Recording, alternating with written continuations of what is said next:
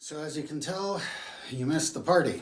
I am now coming to you from the new camera because the old one died and we lost all the video of the session. So I am including the link to the audio podcast episode for this session because I record audio and video separately. So as far as the podcast, there will be no interruption, just the video. So what I'm going to do is very briefly recap what happened, and don't stop the video yet. It was a shopping session, so it's not even a huge heartbreak that the footage is gone. I mean, it sucks and all, but it was a short session, only like 2 hours, and all they really did was go to different merchants and compare what they wanted to buy and how much money they had and all of that. So I would have cut it pretty short anyway, but there were, of course, a few story items and things that should be pointed out. So I'm just going to move through them very quickly. So obviously the session started with them picking up the story that we left 6 months ago. Standing in front of Happy Jack's. They've just been denied entrance, only humans allowed, they were told. They were not able to sell the Ming mecha chip. Their clothes are covered in blood and gore from battling their way down the fuse. And so with the new set of problems, they're just going to go shopping and spend some of this money.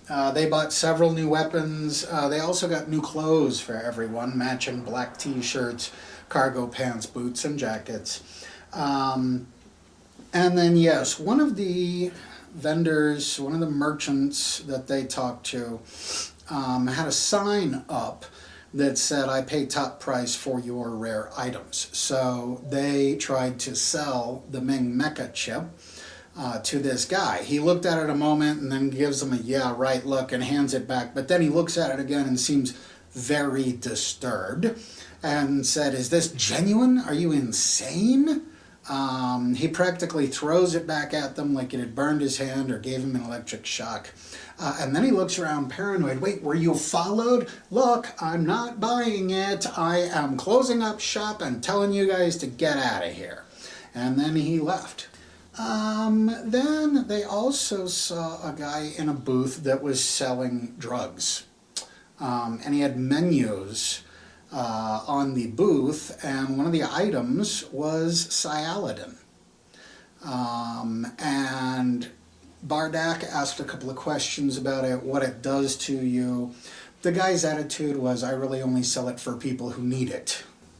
Bardak asked him what effect it had, and he said that it just made you content with your life. So I also wanted to just briefly mention the unusual weapons sellers because I think they're going to come up again. These were two guys that were in red, like, space suits, and they had clear bubble helmets on, okay? Inside, they could see that they were very, very pale-skinned, no hair at all, not eyebrows, eyelashes, or anything. And their eyes, they were wearing the goggles like the Slithers had, with the faint gray-white glow. And they did not speak. They showed prices on a calculator. And yeah, I suspect we will see those guys again because I kind of have a whole story for them. While they were at one shop, somebody came up and was whispering to the merchant that they were dealing with, but he was very excited and he was whispering breathlessly, so they were able to overhear what he said. The guy that comes running up says, "Hey, Charlie, let me borrow that remote hacker for you." Charlie says, "What for?" The guy says, "We're going to crack a ship. We got a tip that there's a corporate ship parked a couple miles up the fuse. The crew is probably here spending their paycheck on some contraband. I bet you they've got cargo on board." Charlie said, "You're full of it. What Corp is going to come here?" And the guy says, "It's a Doulos ship. They're all brain blows. They probably don't know any better." And Charlie says, "Wait, that means we've got corporates here." And they both start looking around paranoid. Well, the first guy, his eyes stop on our heroes, specifically on Bardak. And he says, "Holy keck, Charlie, don't you know who this is? It's Gores. Naj Gores on Smuggler's Notch." And Charlie says, "No way, he's too young to be Gores, unless he stopped aging. Gores disappeared 7 years ago." And the other guy says, I'm telling you, Charlie, he looks just like him." The players didn't really ask a lot of questions. They were mainly just deciding if Bardak should play along that he is Gores or not, but without knowing who he is, it's kind of complicated. It was mentioned that Gores, the two guys mentioned a couple of details about Gores. One of them is that he was a, he said, what would the most brilliant weapons engineer in the Trojan Reach be doing on Smuggler's Notch? Another one mentioned that he's responsible for the horrible deaths of billions and billions of people. And then I had a lot of stuff written I didn't get to use, so I'm not going to tell the feed either. I'll just give you what is canon.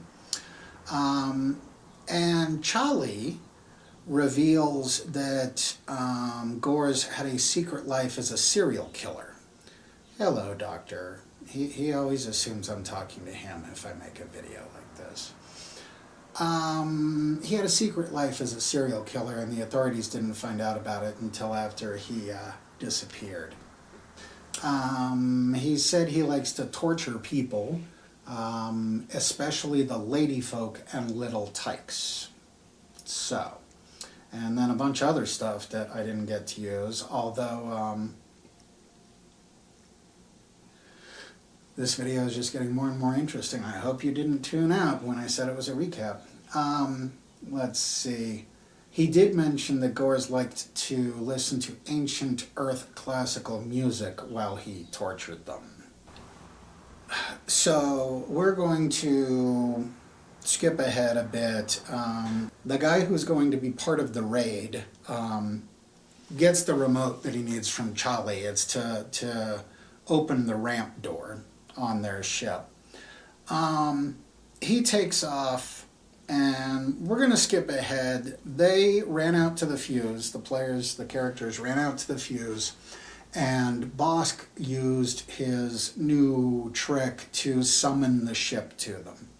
The ship landed. Bosk and Bardak had their rifles with the ramp open while the ship was taking off to make sure that nobody was going to cause them any trouble. And they decided to just go park out in space and discuss what to do next. Note, they are not orbiting, they're just parked out there. And then they discussed a few ideas about what to do next. Maybe send Vril and or Poxo to sell the Ming Mecha chip at Happy Jack's because they're human. I think Vlad suggested that. Tara suggested that maybe there's a reward for the return of the Ming Mecha chip. Vlad had several ideas for forcing their way into Happy Jack's to sell the chip. Most of those were shot down pretty much immediately. Bosk suggested that they sell it to Crowlix and then contact Brindle to tell them who has the chip, where it is, and so they could get paid for the job by Crowlix, but they could also collect the reward on Brindle.